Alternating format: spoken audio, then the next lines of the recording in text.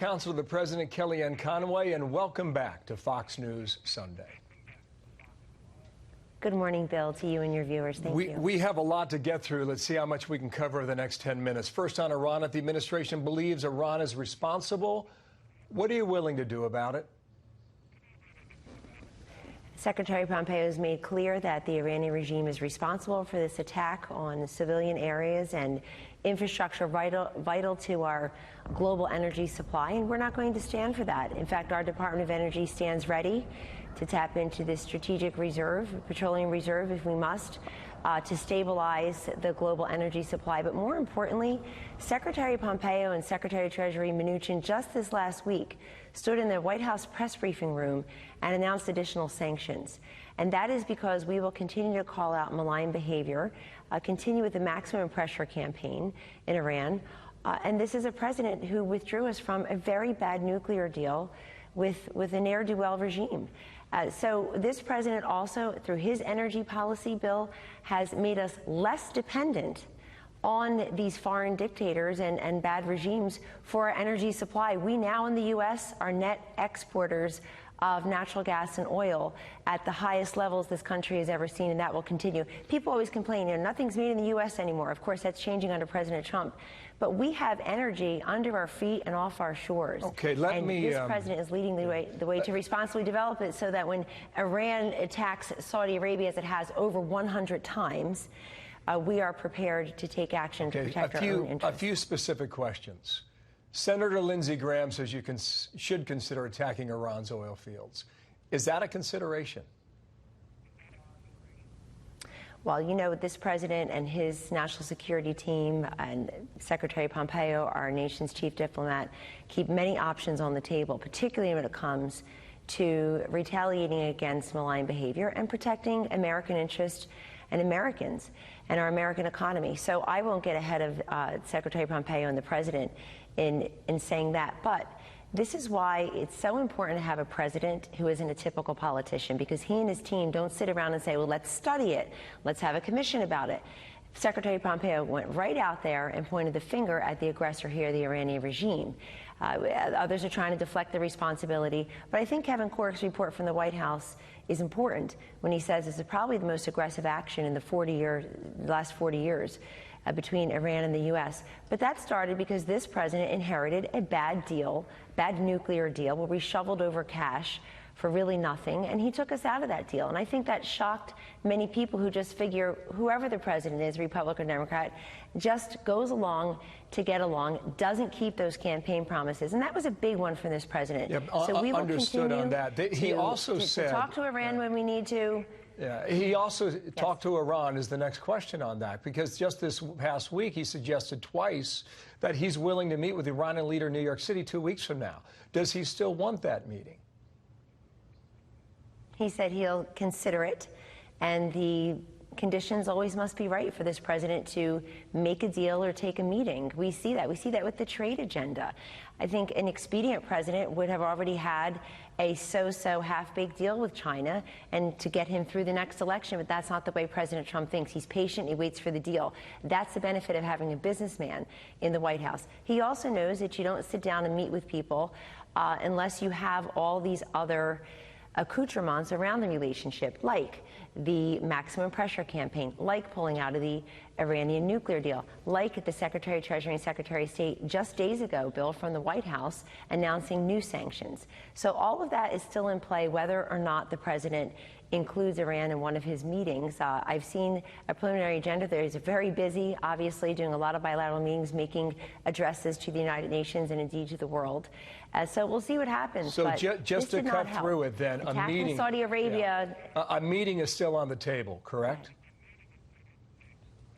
Well, the president will always consider his options, and we've never committed to that meeting at the United Nations General Assembly. The president has just said he's looking at it, and so I'll allow the president to announce a meeting or a non-meeting. But when you attack Saudi Arabia, and as the Secretary of State has noted, they've attacked them dozens and dozens of times. You attack civilian areas, critical infrastructure to indeed the global economy, global energy stability. You're not helping your case much. Just last point on this. What would you expect from that meeting if it were to happen? Well, I don't engage in hypotheticals like that, though. But you've seen a president who is willing to take meetings with any number of world leaders because he believes, as he has said many times, if we can bring peace and prosperity, protect the peace and prosperity of our nation, but bring it to other hotspots around the world, he's willing to do that. Why bother being the president of the United States? If you're Donald Trump, why bother giving up the great life he had, the very successful life he had outside of government for 70 years? And if you're not going to engage, if you're not going to do things differently, if you're not going to try to denuclearize the Korean Peninsula, if you're not going to try to meet with other folks to get better deals, he's renegotiating these bad trade deals all across the world for a similar reason. He thinks Americans and American interests and American workers have been screwed for far too long by people on both sides of the aisle, by typical politicians worried about the next election and not worried about your next paycheck. Okay, John Bolton this week is gone. There's a job opening in the West Wing. Here is how the president described his management style just 3 days ago. A lot of people want the job, and it's a great job.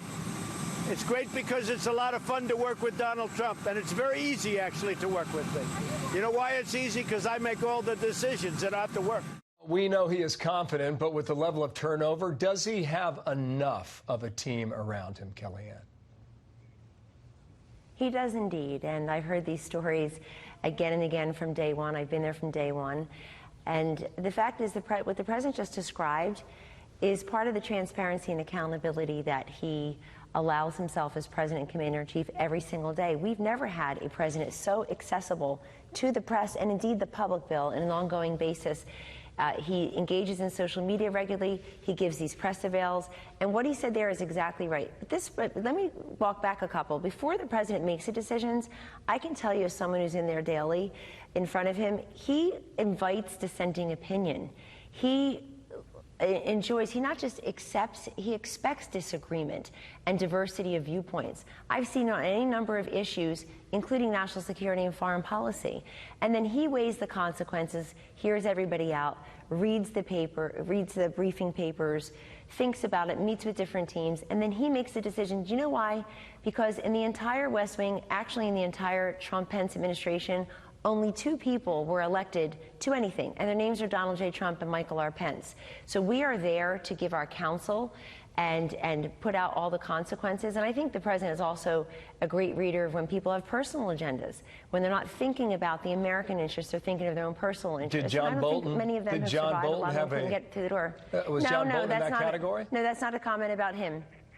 No, that is not a comment about when will we get an answer as to... thanked for his service. When do we get an answer on who replaces John Bolton? John Bolton and Donald Trump were aligned on many different issues. Maybe as soon as this week or the next week. The president is engaging with, interviewing, indeed actively interviewing a number of highly qualified candidates for that position. And it is the president's agenda, his foreign policy, national security beliefs, which will go forward. And I would point you to the president's speech about Afghanistan in August of 2017, 8 months into his presidency or so, where he said this will not be the policies of the last couple of presidents. We're going to look at conditions on the ground, not have some false timetable that we publish for the world to see. So this president has been out there. He introduced his national security strategy a while ago, and he thanked Ambassador Bolton for his service, as I do. People who want to serve at the levels on behalf of our country at that level and take an oath to the Constitution should be applauded and not derided by large swaths of the American people. On gun control now, the president wrote this on Twitter back in August. He said serious discussions are taking place between House and Senate leadership on meaningful background checks on the biggest Second Amendment person there is. Common sense things can be done that are good for everyone. Then 3 days ago, he was asked whether or not he would support expanded commercial background checks. And this. If this is a movement by the Democrats to take your guns away, then it's never going to happen, because we're never going to let that happen. We will always be there for our Second Amendment. So Mitch McConnell says he wants to know what the president will support. Has he made a decision on that? The president has been actively engaged on the Second Amendment issue the entire time, particularly after the mass shootings in El Paso and Dayton, and then, of course, Odessa after that. And he has talked just this week, I was there, he talked to Republican and Democratic United States senators who also are actively engaged. We want this to be bipartisan, but we're not going to allow bad actors who should not have firearms in the first place, who then murder innocent Americans, to be the excuse that a bunch of liberals and socialists have to confiscate firearms from law-abiding citizens who have legally procured them.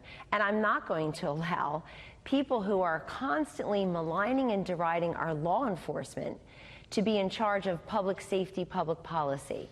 And so when Leader McConnell says he wants to put on the Senate floor something the president will support, that's advised. So why are the Democrats talking about things that President Obama didn't even support? I don't hear support for a specific piece of legislation. Does that mean the decision has not yet been made? There is. Well, there are pieces of legislation that already exist that we have looked at. The president has been briefed on. Many of my colleagues in the West Wing missed their summer vacations. They've been working on this every single day. We met with the president several times just this past week.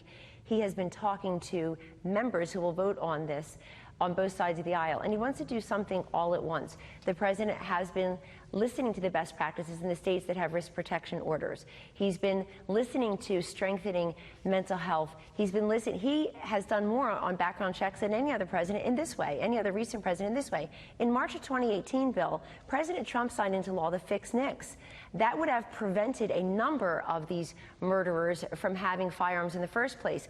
Senator Coons, a Democrat of Delaware, Senator Pat Toomey, a Republican of Pennsylvania, they've got Fix NICS Plus. We call it lie and try. If you even try to get a firearm, and you shouldn't be, you're already on a list, that gets reported to the authorities. What I'm Bill, hearing I is want that to look America's other mothers in the face and tell them that we need to look at the fact patterns that happen in places like Parkland, Florida, and Dayton, Ohio, and together we all scratching our heads and say, how can this happen? So we have to look at what has happened and fix that for the next time, not just pass bills willy-nilly, because the Democrats like Beto O'Rourke admitted it the other night. We're coming for your guns. We will get to that a bit later. Unsuccessfully in Texas. I don't mean to interject, but there are a number of pieces of legislation the president is considering. I get it. I've got 2 minutes left. Let's do a quick lightning round here.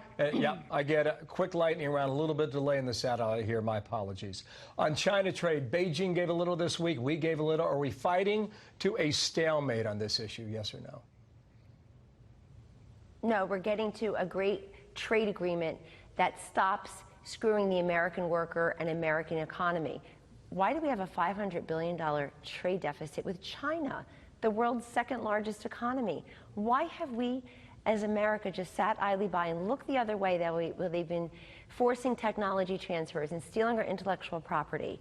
So this president doesn't make a quick, half-baked deal when he can get a better deal longer term. Okay, I said lightning round. Positive progress that the Chinese are coming to America. The Chinese are coming here now, and the president wants a bilateral trade agreement that helps America. 2 more things, 1 minute left here on impeachment. What does he think about those in the House pursuing it? Complete nonsense. Even Jerry Nadler said, oh, impeachment's just a term.